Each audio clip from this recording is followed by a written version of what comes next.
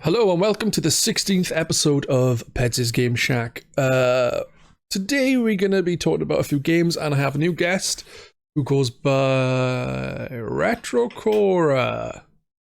Hello. How you doing, dude? I'm not bad. How are you doing, more importantly? Yeah, I'm doing well.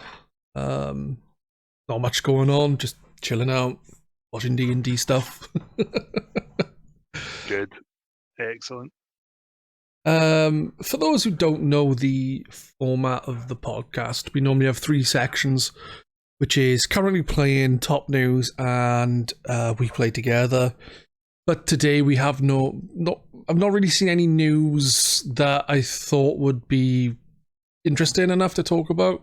So we drop in top news and just talking about currently playing, and then the game of the episode. So we'll start with currently playing, and I would like to know, Cora, what are you currently playing?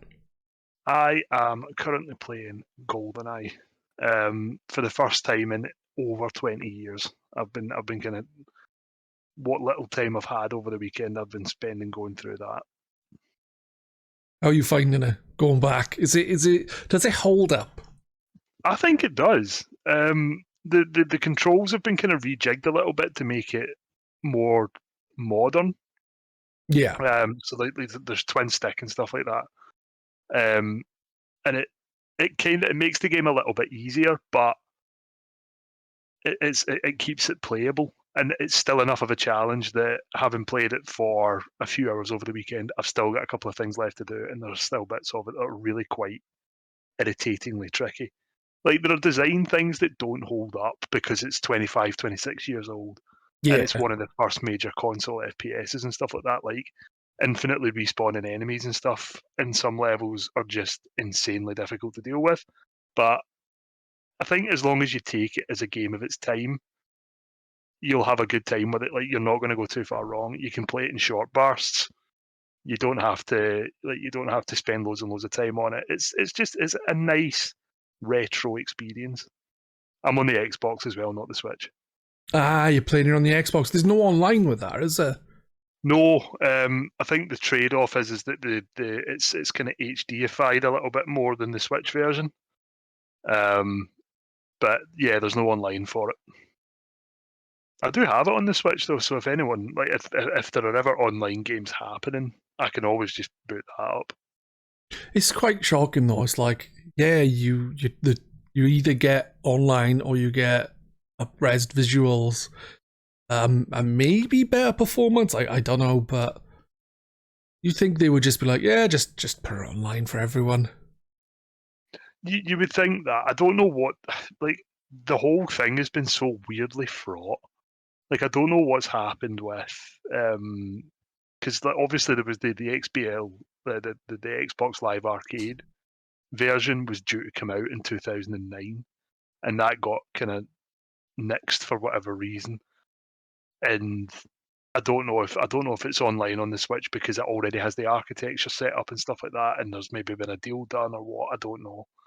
But you would think that the Xbox would have online as standard, because it's kind of one of the oldest selling points of the Xbox brand, isn't it?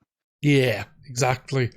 It's quite shocking. I'm guessing, like you said, it must have been some sort of deal, and I would think so.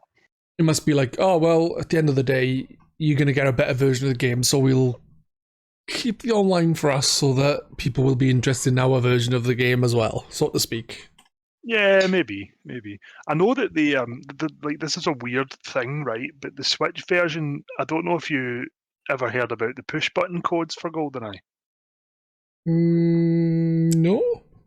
No. So, right at the end of the N64's lifespan, Rare kind of came out and said, nobody had found these cheats. So basically, on the N64, there's a way that you can start the game up. Like, you go into a level, and then you can use there's like push button codes to set up a cheat.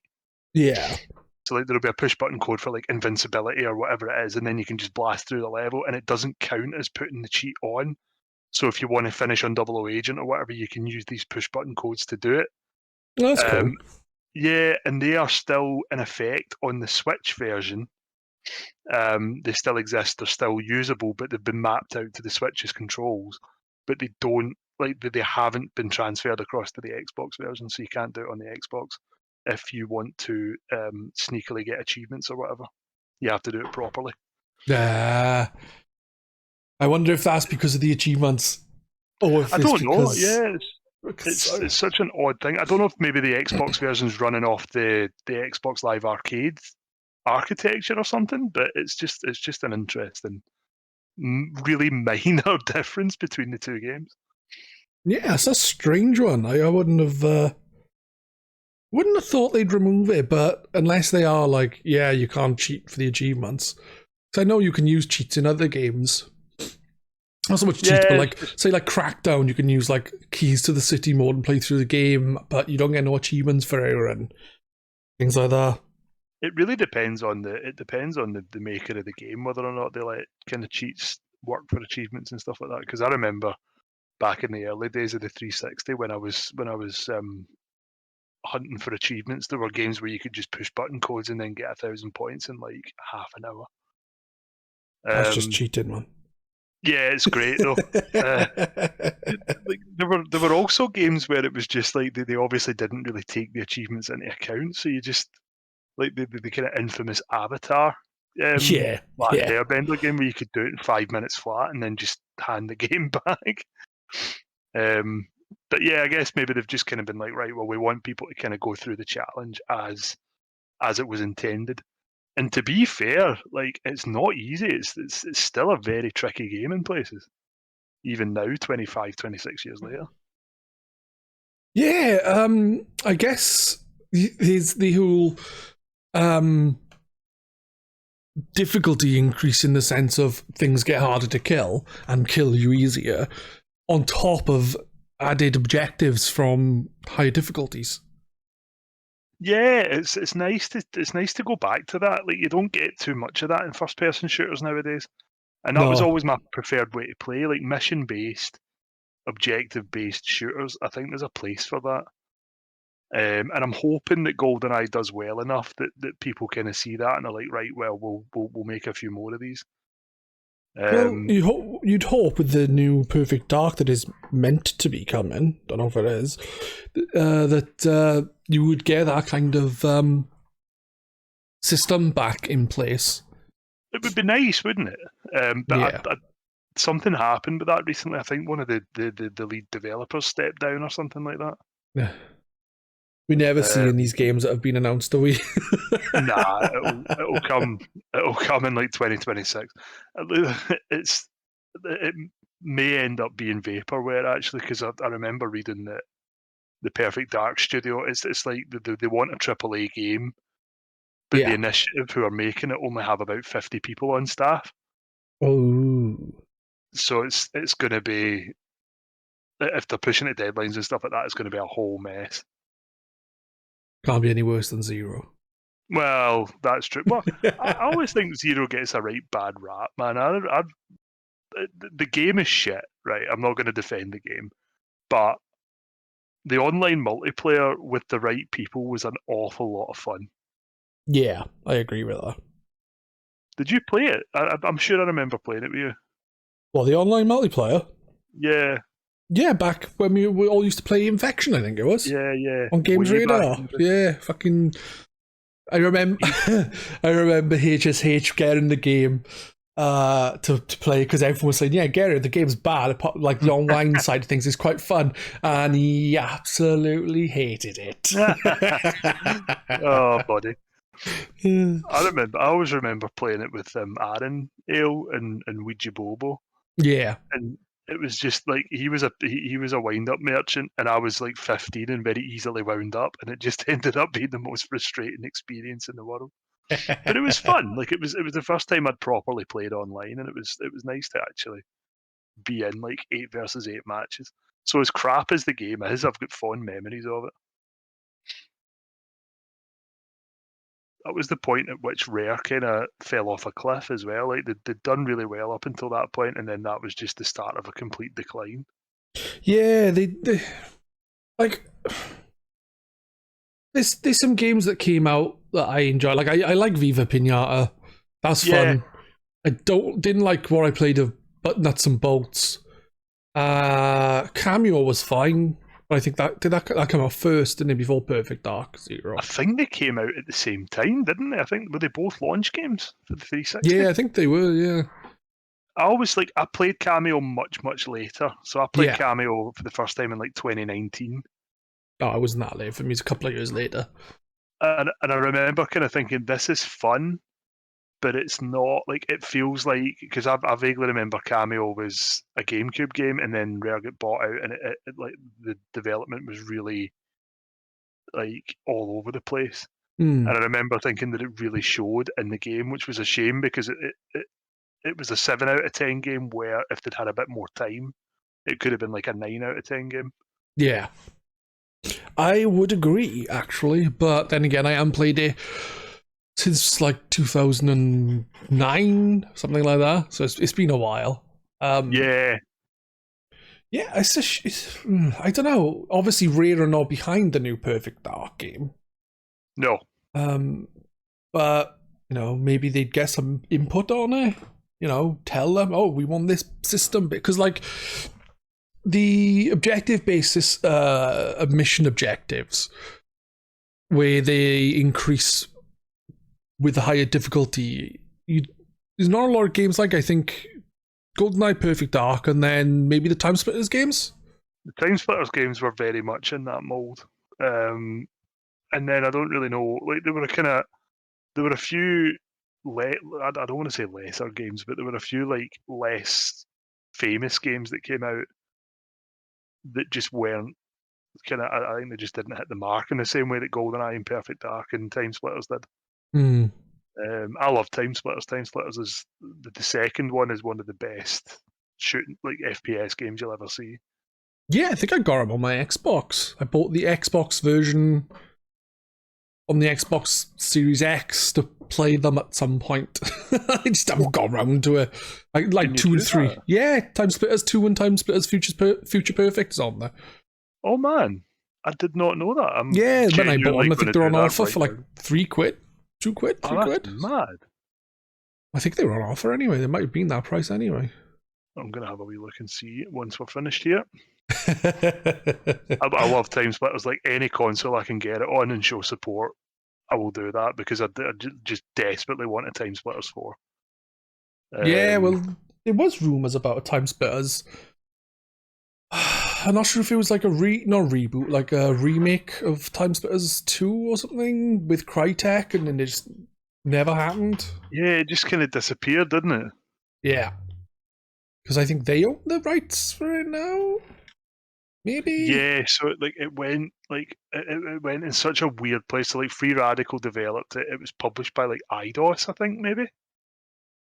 Like the second one Yeah. was IDOS and the third one was EA, and then the whole thing went kind of arse over elbow, and it went all over the place, and it ended up with those. There was a company, I'm sure, that used to make they used to like explicitly buy up IPs. Yeah. Because I'm sure they had and re-released the Turok games as well, but I can't remember what they're called. Like something THQ Nordic maybe. Oh, THQ Nordic, I know, yeah.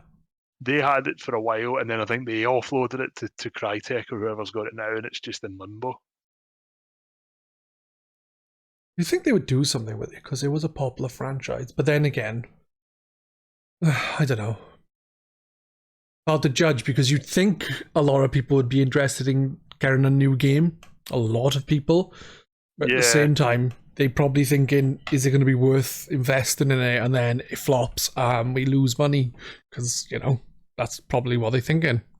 It's such a saturated, it's such a saturated market as well. Like there must be so many, like similar things coming on at the market at any time that it's just, even though it's got a bit of name recognition, bringing it out now would just be like getting lost in a sea of other similar games. At least with GoldenEye, it's like this is an iconic game based on an iconic film license. Everyone will want to play this, but I don't know if Time Splitters would have that recognition. Because Perfect Dark did that as well. They re-released that in 2009, and it just kind of came out. Everyone was like, "Whoa!" and then it just vanished. Yeah, Perfect Dark was really good though. I played through it not too long ago on the Xbox the Xbox 360 version, and I really enjoyed my time with it. I love Perfect. Like, to this day, it's one of my favorite games. Like top 3 all time, I would say. Yeah, I'm definitely a Perfect Dark is better than GoldenEye kind of guy. Agreed. No arguments here. I'm glad, because otherwise, I would be very upset with you. Very fair. Very fair. I would appreciate the upset as well, because it's, I don't know, like Perfect Dark it felt like it improved on GoldenEye in every way. Yeah. But because it didn't have the GoldenEye license, or like the James Bond license, it just kind of, I remember reading somewhere like GoldenEye sold like 8 or 9 million copies, but Perfect Dark only did 1.5 million, which is a shame because it's brilliant. I love the sci-fi setting. The multiplayer's brilliant. The single player's really strong. It's just a really good package. Yeah. Agreed. The thing is, I think it had a worse frame rate than GoldenEye, didn't it? So that probably didn't help. God, yeah. If you put too many explosions on the screen, it would turn into a slideshow at points. Damn good game, though. Oh, God, yeah. Playing it on the Xbox, especially, all the frame rate stuff's gone, so you've just got the game as it was intended. Yeah, yeah. Can't remember what I was going to say now.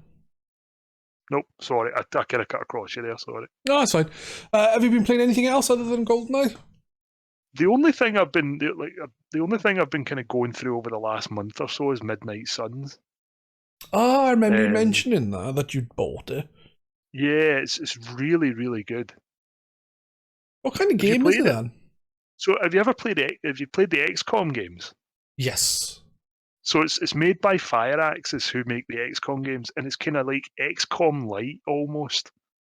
So you pick, like, you've kind of, you pick your team. So you've got, X amount of heroes, and then a few are unlockable and stuff like that. You pick your team, and then you go into the fight scene. But instead of it being, so in XCOM you've got the Marines and you move them around the map, and stuff like that.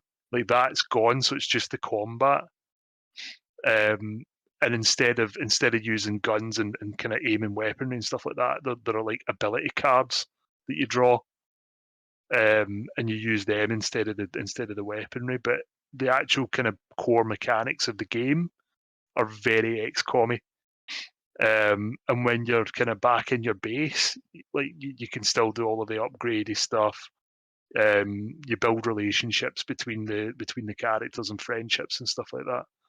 And it's a really fun, like weirdly wholesome game. Like I went fishing with Spider-Man at one point. It was just like a lot of fun. And I wasn't expecting much from it because I remember seeing about all the card mechanics and being like, this does not sound up my street. That people, like when it came out, a couple of my friends got it and were like, you need to buy this now. And I got it, and I haven't looked back. I think I kind of smashed through it in 1 week, and I've gone back and just been very slowly going through the New Game Plus stuff because I'm probably not doing it justice, but I would strongly recommend it if you like XCOM or Marvel or both. It's worth having a look. And the voice isn't it really pricey though? It's dear. If you get a digital copy, it's dear. But I would suspect that within the next couple of months, it will probably go down quite significantly. It feels like one of those games where like they kind of ambitiously launch it, thinking they've got a Marvel license and be like, 60 quid. And then because it's an XCOM game and XCOM games are like notoriously niche, after the initial wave of Marvel sales, it will just plummet. So if you're interested, I would maybe wait until mid-year and then pick it up at a premium price. But yeah, it's a really strong. Like they've obviously put a lot of production into it. Like they've got top tier. The voice talent is insane. The game runs really well. It's got a couple of weird glitches, but I think that's just like all of the XCOM games kind of do that, and I don't know what the hell's up with the engine that they use, but it just is what it is. Yeah. But it's So like really strong. XCOM has characters who die and then stay dead. Does that happen in this? No. So like that's the one major kind of like, other than the cards coming in, the one major thing is that you're playing as Marvel superheroes, so you can't have them die. They do die though. They just get Well, they brought do. back somehow. They do, but in the comics and that. can you imagine doing that and then having to like go through this really complex resurrection process every time you lose a hero? True. No, if your HP goes down, your hero gets knocked out, and if they get hit hard enough to get injured, and the injury can last, for X amount of, so it'll last for like a couple of days. So like every day you wake up, you do your kind of management stuff, and then you go out on a mission, and then you come back and you hang out with you can then kind of hang out with the heroes and explore the grounds of the mansion that you live in and stuff like that. So if a hero gets injured, they'll miss like a few days of worth of cycles, and you can't use them for missions and stuff like that. And it can cause problems because like story missions are set up around specific heroes.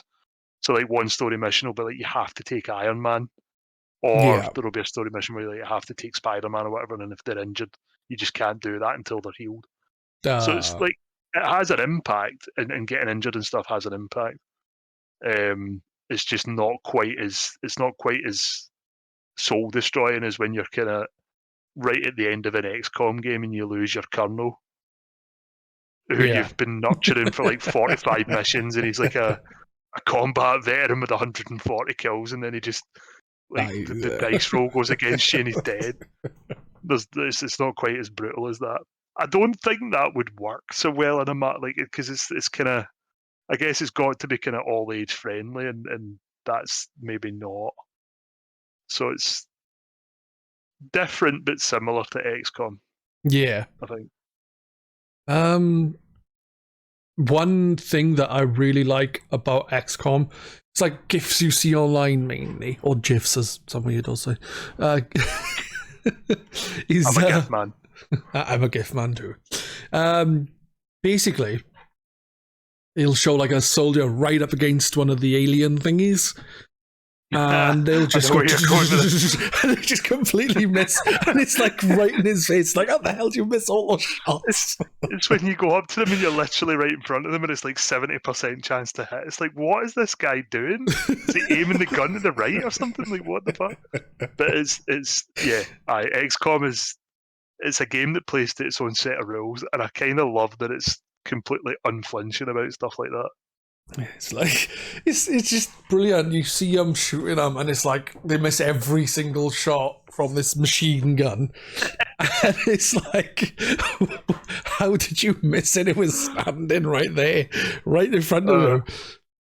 It's like the most XCOM thing that could possibly happen as well. Yeah. Anyone who's played XCOM has had that experience. I love it. Yeah, I don't think I've played XCOM. I got it, but I've not played it. Oh, like Enemy Unknown, the more modern versions of it. I think I've got the older ones as well, actually, on Steam.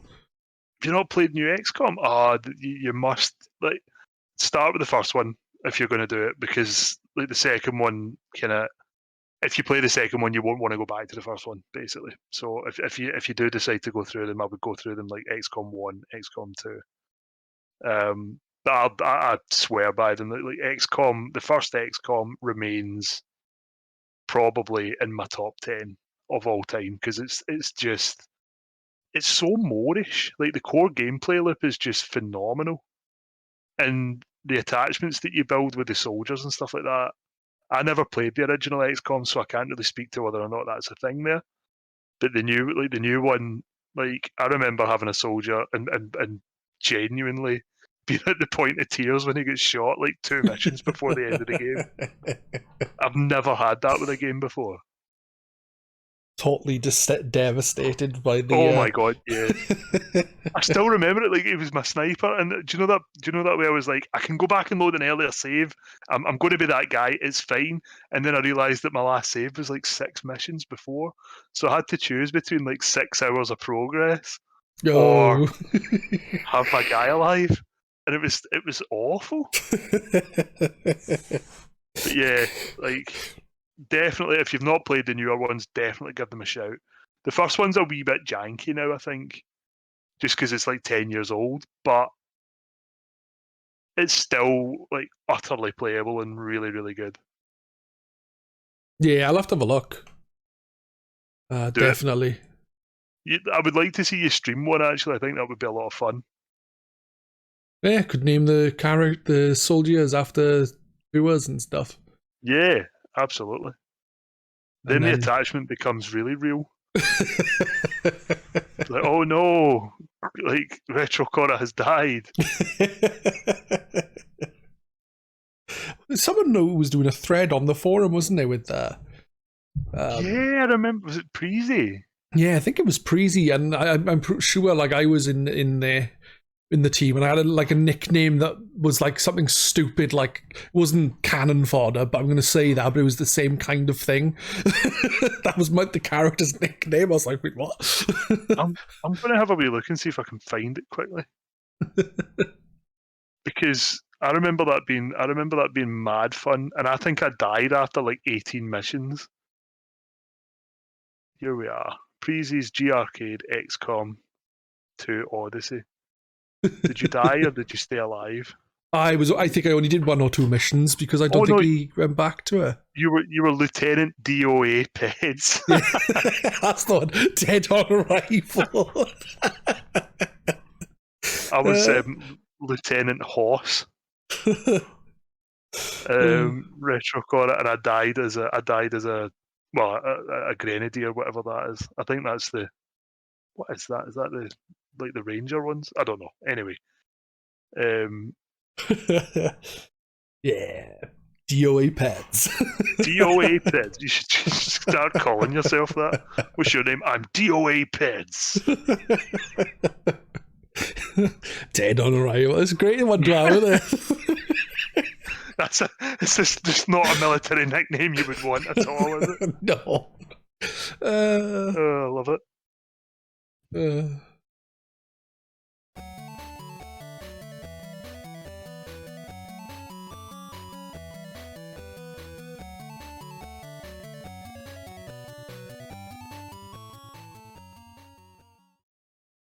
So we've spoken about a few games so far, so we'll move over to the game we are both playing, which is We Play Together.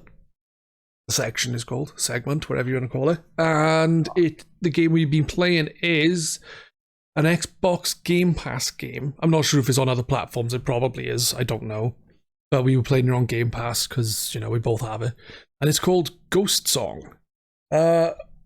What are your thoughts on Ghost Song? I'm a couple of hours in now. I got like the delay in starting was good because I got a bit more time on it just before we came on there. Yeah. And I don't honestly know how I feel about it. So like I did a bit of research and stuff like that, and I can see that it's really highly rated. It's like 9 out of 10 on various ratings websites and stuff like that. Yeah. And I like if I'm in the mood for a Metroidvania, I really enjoy it. Yeah. But with this one, I don't know. I think like the vibe is really good.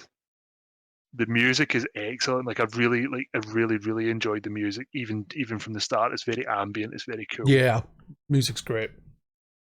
But I struggle, and this is probably more a me thing than the game, than the game's fault. But I struggle at the moment with games where I'm not given any kind of direction from the start. So you're just kind of planked down next to your spaceship, and it's like off you go, wander around, and that's cool. But I found myself getting frustrated because I would just be kind of dropping about things. I have no idea what I'm looking for. Like I don't really know what kind of what items are good and what items are bad or anything like that. There's no there's only a very brief explanation of how the game works. And like I went left instead of right at the start and found this guy who just wasted me. Oh, you went left. Yeah. Start. Yeah. Did you do that? Yeah. Yep. It was Tough guy. like, oh my word. And do you know that way I was just like, even like that was even before I'd had like the basic tutorial on how to fire the gun. So I didn't even know how to fire the gun. I'm just kind of running about like, oh, this guy's here, and then he just fired these like amoeba things at me, and that was me dead. And I don't know, like, again, I don't know if that's like just me not picking up on the vibe of what a Metroidvania is supposed to be or whatever. But it would have been nice if I died and then it'd been like, right, you know, here are the buttons that you should use to play the game. Yeah, you need to go right, and it gives you the tutorial. Yeah. Well, I found that out, but not until after. Because I thought, right, well, I'm going to, like, because I died, and then I thought, right, well, I'm going to give this guy another shot. And I ended up fighting him 3 times. Yeah. Just out of pure obstinance. I think I fought him twice, and I thought, nah, I'm just going to go the other way. So I thought, I'll go left first to have a look what's over there. Oh, it's a guy. Let's see how long it takes to kill him. And then I shot him loads, and it just wasn't dying. So I end up dying, and then I tried again, and I died. And then I left and I came back to him much later, and I kicked his ass. Oh, did you? Did you manage to kill him? Yeah. I didn't go back to him after the second time. I thought, well, I might. Like I'll go down, I'll train a little bit, I'll do the whole montage, and then I'll go back up. But I didn't end up going back up. I ended up just kind of getting lost in the maze of the Metroidvania. Yeah. But I think it's a game that if I'll probably try it again. And like I did this with Metroid Dread as well, because Metroid Dread is like the absolute peak of the. I mean, it's a genre defining series. Yeah. And Metroid Dread is one of the best examples of that style of game I've ever played. But even that took me like 3 goes to get into, just because I need to be in the right headspace for that kind of vibe and that kind of game. And I don't know if I think maybe it's just like I need to kind of get my head out of my ass a little bit and engage with it a bit more. But I enjoyed it. And it's clearly a well-made game. It's clearly a game that's got an interesting plot and an interesting story and stuff like that as well. So it's there's enough there that I want to go back as well, which is good. Yeah. What did you think about it? I'm enjoying it so far. Like, I don't know how far in you are to say, because like. Oh, I'm not spoiler averse or anything. Fire ahead. Well, I've got to the surface in a different area, and there's like people there that you speak to. Ah, right. So I think you're slightly further ahead than me, because I've been seeing ghosts. Yeah, so I'm wondering well, about little ghosts kind of wander past, and I'm wondering if like I'm kind of expecting that eventually I'll find out what's going on with that. I spent ages running around though, lost, right? I went down as far as I could, and then I was blocked off. So then I went back and found different areas, and I kept just going up and down looking, and I realised that where I was coming down, you could go right, and for some reason I just never walked that far over and always went left. And I was like, okay, there was nothing blocking it. You could just see it was a clear path. For some reason, I just completely ignored it. I probably spent like an hour or so just going up and down, working up where the hell I had to go. But I don't understand why I missed such a simple thing to miss. Like, genuinely, right? I'm wondering if that's what I've been doing, because I've been going up and down and up and down. Like, I found a lift. I went up the lift. That was the only place I got any kind of like story related content. Yeah. So I went up this lift, and there was someone like, my name is Nabble or something like that. I wonder if she'll find me. And I'm like, oh, cool, this is interesting. I'm going to get some story progress when I get out of this lift. I get out of the lift, and it was just a dead end. I was like, oh, right, okay. So like I ended up going back down and running up and down and stuff like that. And I was doing the same as you, just like going up and down and not really knowing where to go. So like I wonder if possibly even just the first section of the game would be slightly better pointing you Mm. And I know that's not the point of the Metroidvania. The whole point of the style of game is, here is a maze-like network of areas. Find your way. But even just like a kind of optional thing to be like, right, go here first, and then figure it out for yourself after that. And that would probably have engaged me a little bit more. But I think that's just a personal preference thing on my part. I don't think that's the game's fault particularly. Mm. I'm thinking after you got the LA, you get a new item, maybe a new ability. Yeah. I didn't, and I wonder if I've just completely missed something. Because like I went in, and the elevator went up, I kind of went into a room, and there was just a big kind of wall that looked like it was like alive. Or like what I mean? It looked like it had like boils coming out of it or something like that, and there were a couple of enemies which I killed, and then I couldn't figure out how to get through, and there was nothing to pick up on the ground, or I didn't see anything to pick up on the ground. I'm So I not was just like, nah, I'll sure go if you go elsewhere. up the elevator and then you shoot the wall and it breaks. Oh, then I've made an arse of it, to be totally honest with you. I'm sure you get like some kind of weird dash ability up there. I am shocking. Like, and I want to be very clear about this as well. I am shocking at Metroidvanias. I'm really crap at them. I love them. I really enjoy them. Like the Metroid series is absolutely phenomenal. But like, I can make a 5-hour game last for like 25 hours just because I have no idea where I'm going and get totally lost. Yeah. Yeah, But then that's part of the fun, I suppose. It is. It is. At the end of the day, you get out of it more for your money, like, Yeah. Even if you are looked at the same room for 20 minutes at a time. just like staring at the walls, like, why can't I figure out what's going wrong? That's basically my life experience at the moment. So, with the game, how are you finding it in general in the difficulty wise? Because I don't find it's too difficult. At the mic, I don't find it's too difficult most of the time, but certain enemies are a fucking nightmare.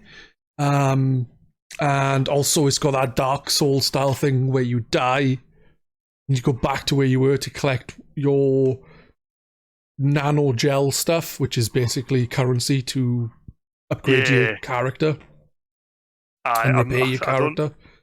I don't know how I feel about that Dark Souls style like thing as a general point of order, but that's a whole rant for a different day. I've not found it too difficult. Like I'll be honest with you, I picked the easier mode. Disgusting. Because I thought, right, well, I just want to. I know absolute casual gamer work there from me, but you know, I was like, right, I want to experience the game. I don't want to. I don't want my opinion of it to be based on potentially like frustrating, like being frustrated. Because that'll just annoy me, and then I'll quit after half an hour, and I'll come on and I'll just rant for half an hour about why I'm crap at games, basically. Which I'm happy to do, but I thought I'll give this a shot, and I'm not finding it like overly difficult. I think I only died, other than the angry guy at the start. I think I only died once, and it was purely my own fault because I was completely unable to. Basically, like my hands stopped working, and I just made an arse of something. There are some enemies that are a bit of a pain. So like, but it's more just about figuring out how to like angle the shot for them, like the ones that are kind of flying or in awkward places on the screen. I'm not finding it overly difficult. I think that it might get worse later on, but the first hour or two, I've not had a major issue with it yet. That's fair. I've died a fair few times against certain enemies. They can be a pain, like these weird ones that jump about with like weird green stuff sticking out of them. Yes, I got to them. They were a nuisance. Like, but again, I think maybe because I'm playing on the easier mode, I'm not finding it as big a problem. The guys that turn into like spike balls, they're a bit annoying. Yeah. Have you seen them? Yeah. there's a fair few enemies in there that are a pain. Later on, like after that section, there's enemies that make this really weird fucking noise and just run after you. Oh yeah. Yeah, it's like as if someone's going with some weird effects on it or something as they run into, and it's fucking horrible. To put it bluntly, the sound is fucking horrible. I don't know what it is. That sounds awful. It is. I don't think I've got to that yet, or like I tend to play games with the sound quite low, so maybe I have and I've just not noticed it yet. But I'm trying to think, because I've come across quite a few different types of enemies, like, and I can't really think. I don't think I've come across them yet. I think I would have probably realised. Yeah, I think they're a bit later. I think they are near where you go to the surface again. Right. I think so. And they're weird because of the noise. The way they just screech at you as they charge at you. Yeah, that sounds like my worst nightmare in gaming, like screaming death coming at me, just like, no, thank you. The thing is if you can kill them fairly easy. Sort of. They actually do take quite a bit of damage, but my suit level's like level 15-ish. And right. I've upgraded my gun a fair whack over the upgrades over vigor and something else. See, I was focusing on the vigor upgrades, so when I was getting upgrades I was doing the vigor, but I kept forgetting to go and actually upgrade, so I would have like 800, 900 like of the green globule things. Yeah. And then just not just not going upgrades. So I'd be walking about wildly under leveled for what I'm doing. Yeah. Yeah, like you can get different weapons as well. All right. Yeah. It's tough getting them. I can imagine, to be fair. But then I was quite enjoying like the kind of core loop of shoot the gun until the gun starts to drop, and then go in close and get a couple of hits in with the. To be fair, the loop kind of stays the same. It's more you have the same from what I've played so far. You have the same gun, but you have like an alternate fire. So like A is to shoot, I think, or X is to shoot. I can't remember off the top of my head. Right. And then pressing Y gives you like an alternate fire, and I've got 3 different weapons that I can pick from. For the alternate fire, you get them from different things. Right.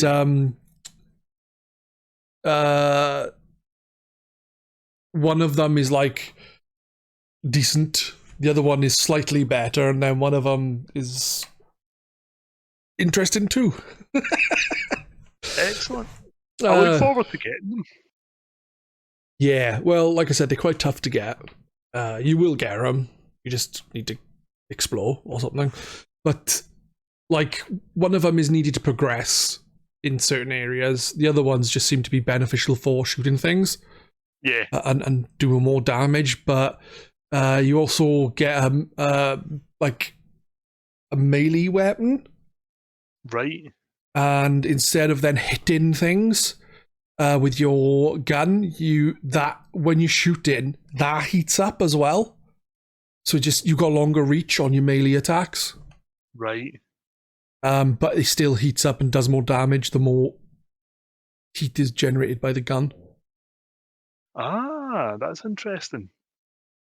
Because I was assuming there would be upgrades and stuff like that, but it's nice to hear that there are actually different kind of things that you can do. Yeah.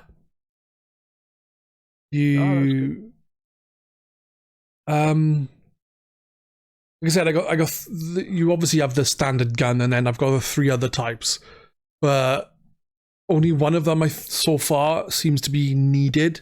The other 2 are just more for different types of damage. I could tell you how to get the first one. Yes, please do. I'm assuming though that the ones that maybe don't seem necessary might come in handy later on in the game. Well, the first one you get that I got sets things on fire, I think. Yeah. Certain enemies on fire, so they take damage from that, so you can shoot them a couple of times and then they'll be on fire and take damage continuously until they die. Right. You get off the guy at the left at the start of the game. Oh, really? Do you know, I saw he had a gun. I saw he had a similar gun to me. And yeah, I was like, I want that. I was assuming that would be the reward would be some kind of upgrade, but he just kept wasting me. And I was like, oh. Yeah, you kill him and he drops his gun. Nice. Excellent. And then you take it and use it to set things on fire.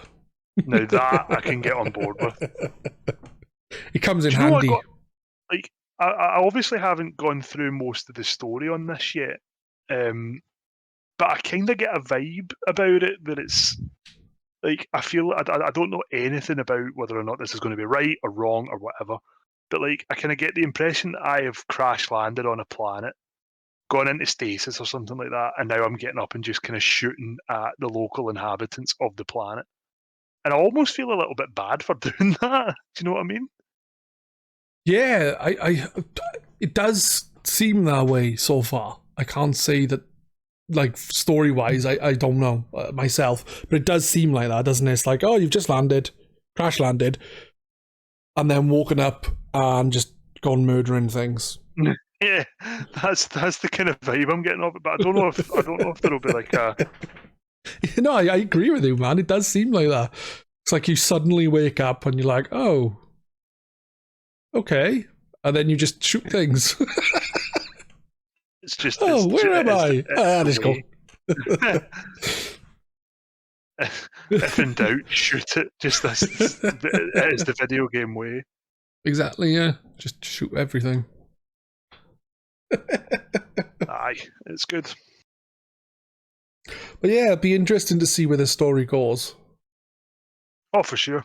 It's like, for sure. What is actually going on? Like, why do you see some ghost things? Yeah, I'm interested to find out what's going on with that.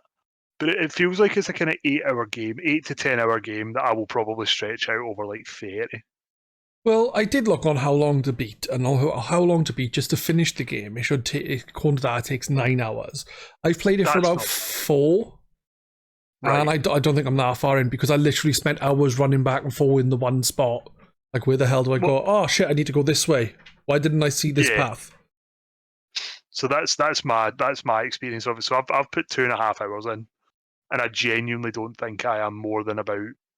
Like, what a competent gamer would be like 20 minutes. It would take them like 20 minutes. And I'm thinking, like, if I were any good at this, it would probably be 9 hours, but because I'm not, I'm thinking probably more like 18 to 20. Yeah.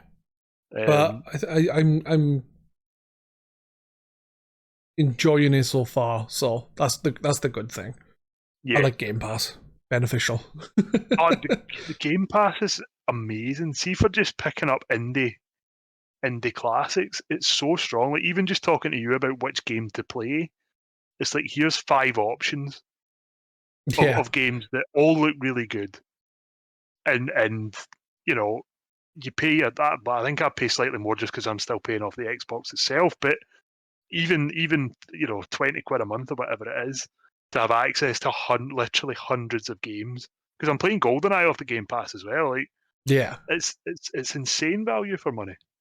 And I'm kind of reticent about streaming as a general thing, but I think that a service like this is, when done right, and it is being done right, is a really strong selling point for a console. Yeah. And that's my story. I like being able to just drop in and grab a couple of indie games and battle through them. I've been playing a little bit of, or I started and then stopped a game called Signalis off the Game Pass as well, which is kind of like, it gets this kind of like old school Resi vibes a little bit. Oh, nice.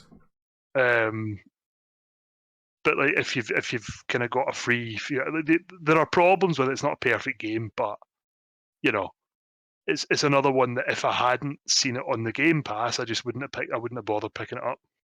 No.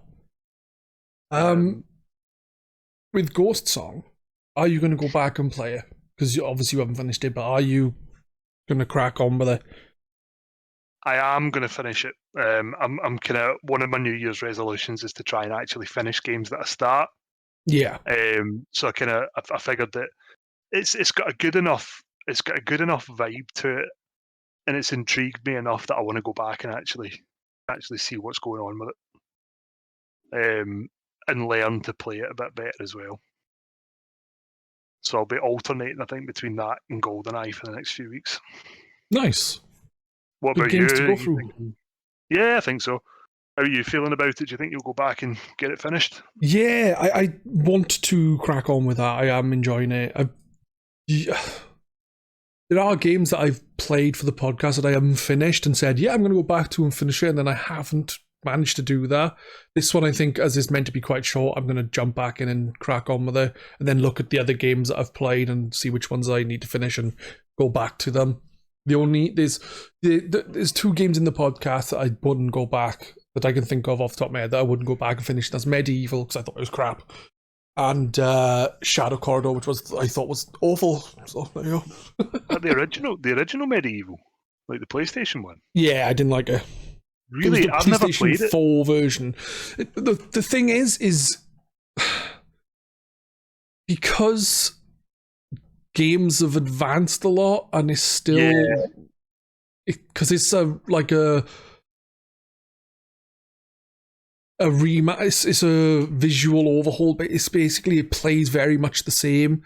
Right. It doesn't feel right when you're in combat. It's like, I don't know, if I had like a lock-on system or something, I'd have been fine with it, but it doesn't. And it's like, you're run in, swing your sword, and run away, and hopefully not get hit. And I just didn't like the style of it. Does it feel of its time? Does it kind of, because the Medieval must be what, like 96, 97, something like that? Yeah, it does. It does. I think it's got like improved controls compared to the PlayStation version. Yeah, but it's still just very much of its time. Yeah, because like GoldenEye, I'm sorry to kind of pull it back to that, but like GoldenEye feels of its time, but it also kind of, like, it's been changed enough control wise that it doesn't, like, it kind of doesn't feel like a bad thing, if that makes sense. But I get the vibe that what you're saying with Medieval, it's kind of like games have moved on to such a point that this is kind of obsolete now, it's kind of irrelevant. Yeah. And you get that with some classic games, like they might have been brilliant in 96, 97 or whenever they came out, but you can't, like, it's difficult to go back having experienced the evolution of that style of play, you know? Yeah, exactly. Like, it's a shame, because it was actually like it was quite funny at times, and like visually it's nice and got a cool atmosphere in that. It's just combat wise, I just couldn't be asked. No, fair enough. It's a game that me and Genuel spoke about, actually, and Genuel felt exactly the same. So it's not just me. Right, but then this is a man who doesn't like Banjo-Kazooie, so I can't take his opinion as gospel. You I trust, Genuel. Yeah, but Genuel, while he's wrong 95% of the time, he is right 5% of the time. Broken clocks and all that. Nah, I love Genuel. He's a good chap. And you know, if both of you kind of had that view on it, then it's probably not something that it's probably something that kind of permeates quite widely as well. Yeah, but like I said, it's not a bad game. It's just it doesn't feel good. The combat doesn't, because of it's kind of archaic, like, you know. It's not bad. Sure. It's just not for me, I would say. I think that's fair, and like I'm like that with loads of games. Like, I'll start stuff that has been critically acclaimed and just be like, do you know what? It's clearly good, or, you know, it clearly has some value for somebody, but it's not for me. Yeah. I think that's going to be us then, as we've been going for nearly an hour. And yeah, so I would like to thank you for taking part. I would like to thank you for having me. No problem at all, dude. Is there anything you'd like to plug? Twitch stream, YouTube channel, Twitter? Anything at all? Not at the moment. At the moment, I am advertising free, Peds. I will eventually go back to Twitch, but not right at this moment. All right, dude. But I will plug your Twitch channel because it's wonderful. Aww, Everyone should so watch sweet. Peds on Twitch. I am sweet, that's right. But also, I'm not wrong on this one. You're an absolute pleasure to watch most of the time. And when I say most of the time, I mean all of the time. Thank you very much. Yeah, good to chat to you, dude. Yeah, it's been a fun having you on, dude. But with that, we are going to say goodbye and thank you for listening.